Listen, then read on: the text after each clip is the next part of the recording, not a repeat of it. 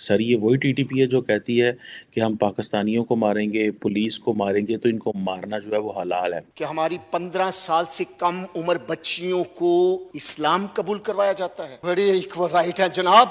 پاکستان سے خبر آپ کو شاید مل چکی ہوگی، پاکستان میں ایک اور پٹاخہ وجہ ہے۔ ابھی تک 89 کا پیک اپ ہو چکا ہے، باقی 10-15 آگے ہو جائیں گے 1-2 دن میں۔ اب جب سے یہ خبر مارکیٹ میں آئی ہے تب سے کچھ لوگ کہہ رہے ہیں کہ بہت برا ہوا، یہ تو بہت ہی نندنیہ گھٹنا ہے، پتہ نہیں کیا کیا وہ سوشل میڈیا والی باتیں کر رہے ہیں۔ اوپر والے کا شکر ہے کہ میں مہانتا کی اس لیول پر ابھی تک نہیں پہنچا۔ تو مجھے ایک ہی بات سمجھ میں آتی ہے، کرم، انگریزی میں جسے کرما کہتے ہیں، کرم ہے اور اس کے پھل ہے۔ بوئے پیڑ ببول کا تو آم کہاں سے آئے؟ اب یہ جو نواسی گئے ہیں یہ وہی ہوں گے جو انٹرنیٹ پہ کہتے ہیں کہ بس ہم ہندوستان میں جب آئیں گے نا تب 30-40 کو تو میں ایک لائن لپیٹ دوں گا۔ کمی صرف اتنی ہے کہ ان کا بس نہیں چلتا، اوپر والے نے ان کو یہیں روک رکھا ہے، اور جہاں ان کا بس چلتا ہے وہاں انہوں نے بچوں کو بھی نہیں چھوڑا۔ چلیے بھاوناؤں میں زیادہ نہیں بہتے ہیں، ویڈیو کو لائک کریں اور سبسکرائب ضرور کریں بھائی، اور کمنٹ میں اپنی رائے ضرور دیں، سب سے زیادہ ضروری چیز ہے وہ۔ سر یہ وہی ٹی ٹی پی ہے جو کہتی ہے کہ ہم پاکستانیوں کو ماریں گے، پولیس کو ماریں گے، تو ان کو مارنا جو ہے وہ حلال ہے۔ ایک تو یہ بات، دوسرا سر وہ اسلام آباد میں میرا خیال ہے کہ یو اے کے پریزیڈنٹ نے آنا تھا اور وہ اس حملے کی وجہ سے نہیں آئے، اور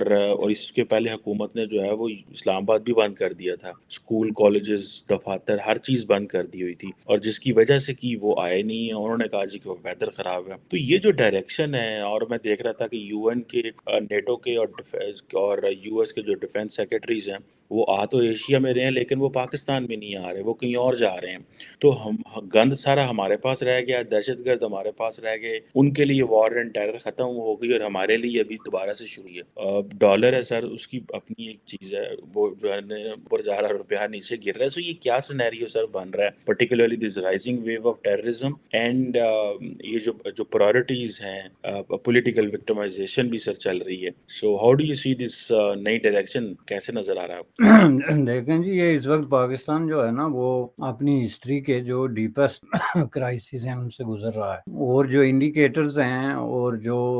سمٹمز ہیں جو دکھائی دے رہی ہیں آپ کو ارد گرد، ان میں اگر یہ دیکھیں تو یہ سچویشن 71 میں بھی نہیں تھی جب بنگلہ دیش کی جنگ چل رہی تھی، اور جب بنگلہ دیش علیحدہ ہوا اس وقت آپ دیکھیں کہ آپ کی جو کرنسی کی ڈی ویلیویشن ہوئی تھی that was not matching with today. آج آپ کی کرنسی جو ہے اس کی کوئی ویلیو ہی نہیں، ایک تو ہوتا ہے نا ڈی ویلیویشن، اس کی کوئی ویلیو ہی نہیں رہی، اور جو ویلیو ہے بھی وہ آپ نے آرٹیفیشلی اس کو پکڑا ہوا ہے۔ جو ہی آپ اس کو وہ جو آرٹیفیشل جو آکسیجن دے رہے ہیں وہ آپ اس سے نکال دیں تو وہ تو پھر آپ بھول جائیں نا کہ آپ کی کرنسی جو ہے اس کیا۔ یہ نمبر 1 ایشو ہے، اور اس کے اوپر کسی پہ بس نہیں ہے، بلکہ ان چیزوں کو کنٹرول کرنے کے لیے آپ کی جس طرح کی ایک جو ہے نا پولیٹیکل اور سوشو اکنامک اسٹیبلٹی کی ضرورت ہوتی ہے، that is leaking, and why that is leaking اس کی آپ نے خود مثال پیش کر دی کہ جو اچھا آج پشاور میں ہوا، جس کا مطلب یہ ہے کہ تیسرا بڑا پرابلم پاکستان کا جو ہے وہ دہشت گردی ہے۔ پہلا جو ہے آپ کی یہ جو ڈالر کے حوالے سے چھلانگیں لگ رہی ہیں، دوسرا جو آپ کی اکنامک اور پولیٹیکل انسٹیبلٹی ہے، اور تیسرا جو ہے یہ اوپر سے دہشت گردی۔ اور یہ تینوں چیزیں جو ہیں ان کا اگر آپ تجزیہ کریں 1 بائی 1 تو یہ تینوں جو ہے نا یہ آپس میں بڑی انٹر کنیکٹڈ ہیں، اور بلکہ یوں کہہ لینا چاہیے کہ یہ ساری جا کے ایک ہی چیز ہے بنیادی طور پہ، اور اس کے لیے ایک لفظ جو ہے وہ یوز ہوتا ہے، وہ پاکستان کی جو انٹرنل اور ایکسٹرنل پالیسی کا فیلئر ہے۔ انٹرنل پالیسی کا فیلئر تو ایک ایسی چیز ہے کہ اس کو کوئی اگر ڈیفینڈ کرنے کے لیے آئے تو میں سمجھتا ہوں کہ وہ دنیا کا بہت بڑا کوئی جینیس ہوگا جو پاکستان کی اس وقت کی انٹرنل اکنامک اور پولیٹیکل جو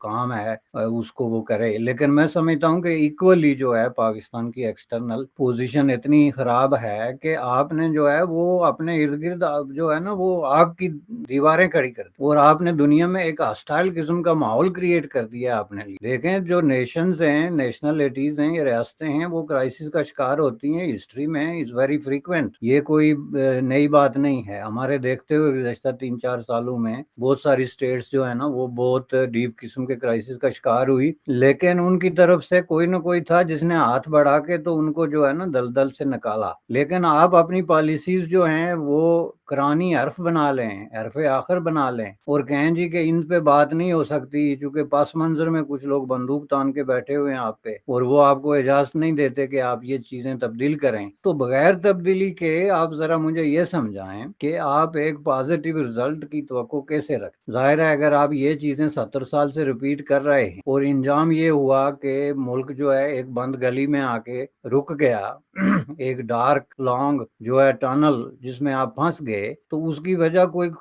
قانون قدرت یا اللہ تعالیٰ کی طرف سے کوئی عذاب نہیں ہے، بلکہ اس کی وجہ جو ہے وہ یہ long standing negative counter productive policies, specifically international policies, for example hostile attitude toward India, hostile aggressive and possessive attitude toward Afghanistan, hostile and sectarian attitude toward Iran, اور ایک طرح کا گریڈی اور لسٹی قسم کا ایٹیٹیوڈ ٹوورڈ سعودی عربیہ۔ یہ اس طرح کی جعلی چیزیں لے کے آپ زیادہ دور نہیں جا سکتے، آپ کو بہت زیادہ وقت مل گیا، اب آ کے آپ پھنس گئے ایک بند گلی، اور اس بند گلی میں بھی بیٹھ کے آپ ایک دوسرے کو سہارا دے رہے ہیں کہ جناب نہیں ہماری تو کوئی غلطی نہیں، دنیا ہماری دشمن ہے اور اس نے ہمارے ارد گرد جو ہے وہ گھیرا تنگ کر، جو کہ ایک طرح کی آپ جسٹیفیکیشن پیش کر رہے ہیں کہ دراصل ہم معصوم ہیں۔ تو ان حالات میں سوال یہ پیدا ہوتا ہے کہ ہاؤ یو کین پروسیڈ، آگے جو اگلا قدم ہے اس دلدل سے نکلنے کا، پالیسیاں چینج کیے بغیر۔ وہ بار بار کہیں مفکرز کے قول لوگ دہراتے رہتے ہیں کہ ایک ہی کام بار بار دہرانے سے مختلف نتائج کی توقع رکھ، بیوقوفی، کوئی اس کو آئنسٹائن سے جوڑتا ہے، کوئی کسی سے جوڑتا ہے، لیکن قول بڑا صحیح ہے کہ کام آپ وہی کرتے رہیں اور کہیں کہ نہیں جی انڈیا بھی ہمیں گلے لگا لے گا، افغانستان بھی ہمارے ساتھ جو ہے وہ پراکسی بند کر دے گا، تو ایسے تو ہوتا نہیں ہے۔ تو اس لیے میں سمجھتا ہوں کہ یہ ایک نیٹ شل میں اس وقت سچویشن ہے جس کو ہم لوگ فیس کر رہے ہیں۔ بالکل صحیح کہہ رہے ہیں آپ، یہ ایک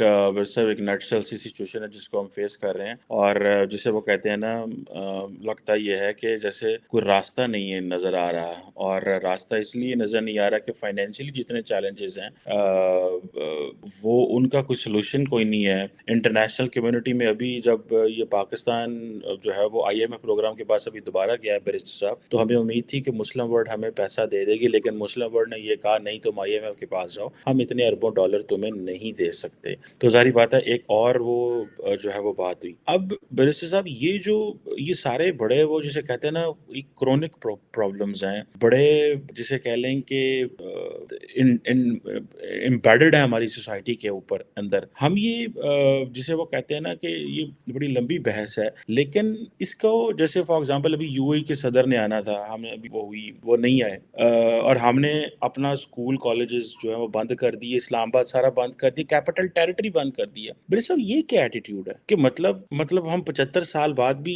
سیکیورٹی اسٹیٹ ہیں، لیکن اشرافیہ کو اس چیز کو تو سمجھنا چاہیے کہ ایک صدر آیا آپ اس کو بھی نہیں ہینڈل کر سکتے، اور اسلام آباد کا ایئرپورٹ سے لے کے اور وزیر اعظم ہاؤس تک ایک سڑک آتی ہے برسا، جو سیدھی سڑک آتی ہے، آپ اس سڑک کے اوپر 2-4 ہزار بندہ کھڑا کر لیں، باقی دنیا کو کہیں بھائی آپ اپنا کام کرتے ہیں، وہ 11 بجے آ جائے گا، اب اسکول جلدی لگ جاتے ہیں، چھٹیاں اپنے ٹائم پہ ہوتی ہے۔ تو یہ جو چیز ہے کہ ایلیٹ وہ جو ایک مائنڈ سیٹ ہے کہ جی جب کوئی باہر سے صدر آنا تو اسلام آباد بند ہو جانا، نہ ہم نے کبھی سنا ٹورنٹو بند ہوتا ہے، نہ واشنگٹن بند ہوتا ہے، نہ دلی بند ہوتا ہے، نہ بنگلہ دیش کے ڈھاکہ بند ہوتا ہے۔ سو یہ کیا ایٹیٹیوڈ ہے بیرسٹر صاحب، ہاؤ ڈو یو سی دس؟ دیکھیں اس کے 2-3 حصے ہیں نا، ایک تو جو آپ نے ڈالر کی بات کی یہ بڑی امپارٹنٹ بات ہے۔ دیکھیں میں کیوں بار بار اس بات پہ زور دیتا ہوں کہ آپ جو ہے نا مس ریپرزنٹیشن سے، حقائق چھپانے کی وجہ سے اور عوام سے غلط بیانی کر کے، تو اگر آپ یہ سمجھتے ہیں کہ آپ ملک کو جو ہے وہ سیفلی ان کرائسس سے نکال کے کہیں پہنچا دیں گے، تو میں سمجھتا ہوں کہ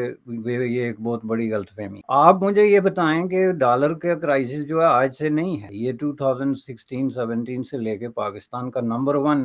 ڈالر ہے، اور یہ ایشو اس قدر بن گیا ہے کہ ہمارا جو عام گاما ماجا ہے وہ بھی ڈالر کے بارے میں بہت بڑی ایک نالج آ گئی ہے اس کے پاس کہ ڈالر کیا ہے، اس کی ان آؤٹ کیا ہے، یہ کیسے ڈی ویلیو ہوتا ہے، کیسے جو ہے اس کی ویلیو بڑھتی۔ تو اس میں ظاہر ہے کہ بنیادی نقطہ کیا ہے، چلیں عوام سے ہی پوچھ لیتے ہیں کہ یونائٹڈ اسٹیٹ آف امریکہ کا ڈالر جو ہے وہ کیوں اتنا امپارٹنٹ اور اتنا ویلیویبل ہے۔ ظاہر ہے اس کی بہت ساری ہسٹوریکل وجوہات ہیں، 1944 کا جو معاہدہ وغیرہ وغیرہ، لیکن امپارٹنٹ ترین کیا ہے کہ یونائٹڈ اسٹیٹ آف امریکہ کچھ ایسی گڈز اور سروسز دنیا کو فراہم کرتا ہے جن کو خریدنے کے لیے آپ کو جو ہے وہ ڈالر کی ضرورت ہوتی ہے، اور آپ اپنی کرنسی کو اس میں کنورٹ کر کے تو وہ ڈالر خریدتے ہیں، نو میٹر وہ کتنا مہنگا ہو جائے۔ جو ان کی گڈ اور سروسز کی ویلیو بڑھتی جاتی ہے تو ان کا ڈالر بڑھتا جاتا ہے، اور اس کے مقابلے میں آپ کی ضرورت بڑھتی جاتی ہے، آپ کی کرنسی جو ہے وہ ڈی ویلیو ہو جاتی ہے۔ یہ رسد اور طلب کا مسئلہ کبھی اسحاق ڈار یا کسی کے منہ سے آپ نے سنا؟ یہ جو سچ ہے اس کے بجائے وہ کہتے ہیں جی ڈار صاحب جو ہے ڈالر کو گرا دیں گے، یعنی یہ ڈالر ورسز ڈار مقابلہ ہے، اور ڈار صاحب اتنے بڑے صحت مند قسم کے چارٹرڈ اکاؤنٹنٹ ہیں۔ چارٹرڈ اکاؤنٹنٹ کا مطلب ہوتا ہے جمع जमा तफरीक, charter accountant were not built for ये ऐसे जो है एनालिसिस और इकोनॉमिक थ्योरियां पेश करने के लिए, वो जमा तफरीक वाले लोग होते। आपने ले आके उनको खड़ा कर दिया जी, अब ये डॉलर के सामने इनको बड़ा तजर्बा है डॉलर को। मैंने मिसाल दी आपकी आपको ये जो तलब और रसद, डिमांड और जरूरत की, और क्यों अमेरिका का डॉलर इतना अहम है, तो इसके मुकाबले में आप मुझे ये बताएं कि पाकिस्तान ऐसी कौन सी चीज जो है वो एक्सपोर्ट करता है जिसकी वजह से उसके रुपए की तलब और रसद में इजाफा हो। सिंपल थ्योरी है ना। तो इसका मतलब ये है कि आप एक चीज करते थे, कॉटन कह लें, कपड़ा कह लें, एक वक्त की बात, लेकिन आज आप कौन सी ऐसी गुड या सर्विसेज प्रोड्यूस कर रहे हैं जिसकी वजह से आपका रुपया जो है वो मट्टी में मिल गया है, because you are producing nothing. बड़े दुख के साथ ये बात करना चाहता हूं, बहुत इक्वल राइट मिल चुके हैं हमें 75 साल में, बहुत ज्यादा मिल चुके हैं। एक तो हमें बड़ा इक्वल राइट मिला कि हमारी 15 साल से कम उम्र बच्चियों को इस्लाम कबूल करवाया जाता है। बड़े इक्वल राइट है जनाब। 12 साल की बच्ची को, महम को, पिछले हफ्ते डंडे के जोर पर इस्लाम कबूल करवाया गया। जब मैं थाने पहुंचा तो मुझे डीएसपी साहब कहने लगे कि जी इसने अपनी मर्जी से इस्लाम कबूल किया। जनाब स्पीकर, हाथ जोड़कर मिन्नत करता हूं, जब 18 साल से पहले कैसे बंदा इस्लाम से वाकफियत हासिल कर सकता है? एक बच्चा क्रिश्चियन कम्युनिटी में, हिंदू कम्युनिटी में, सिख कम्युनिटी में पैदा होता है, उसने अपनी क्रिश्चियन, हिंदू या सिख मां का दूध पिया है, उसने बचपन से लेकर अपनी जवानी तक अपने मजहब की तालीम हासिल की है। जनाब स्पीकर, वो कैसे हो सकता है कि 2 दिन में वो, उसको सिपारा भी नहीं आता, उसको कलमा भी नहीं आता, उसको हदीस भी नहीं आती, उसको कुरानी आयत भी नहीं आती। जनाब स्पीकर, वो कैसे मुसलमान हो चुकी? मुझे इस बात की कोई पता नहीं, आज तक नहीं समझ आई। जनाब स्पीकर, आज तक नहीं समझ आई। मैंने इस डीएसपी से कहा, इससे कहें कि मुझे पहला कलमा सुना दे, अगर ये सुनागी तो मैं मान जाऊंगा। जनाब 18 साल की उम्र से पहले तो ड्राइविंग लाइसेंस नहीं बनता, शनाख्ती कार्ड नहीं बनता। जनाब स्पीकर, तो इतना बड़ा सर्टिफिकेट ना दिया जाए। मैं हाथ जोड़कर विनती करता हूं सर, मैं हाथ जोड़कर विनती करता हूं, बड़ा जुल्म हो गया हम पर तरस खाया जाए।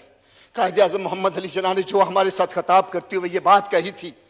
कि यहां पर किसी को किसी के मजहब पर कोई फौकियत हासिल नहीं होगी। जनाब स्पीकर, हमने और हमारे बड़ों ने बड़ी जुर्रत के साथ वोट दिया। पाकिस्तान का सबसे बड़ा सूबा पंजाब, जब यह पाकिस्तान का हिस्सा नहीं बन रहा था, तो उस वक्त के नाम नहाद लीडरों ने यह नारा लगाया था, जो मांगेगा पाकिस्तान उसे मिलेगा कब्रिस्तान। लेकिन मेरी कौम के लीडरों ने जब वोट अंदर कास्ट करके पंजाब असेंबली की सीढ़ियों पर आया, तो मेरे लीडर ने यह नारा लगाया बड़ी जुर्रत के साथ, बड़ी दलेरी के साथ। उसने कहा, पाकिस्तान बनाएंगे और सीने पे गोली खाएंगे। जनाब स्पीकर, हमें वो गोलियां खानी पड़े तो हम खाएंगे, हमें डंडे मारे, हमें छड़ियां मारे, हमें जूतियां मारे, मगर ये सर्टिफिकेट ना हमारी बच्चियों को दें। आपसे हाथ जोड़ के अपील करता हूं जनाब, खुदा के लिए हम पर रहम करें।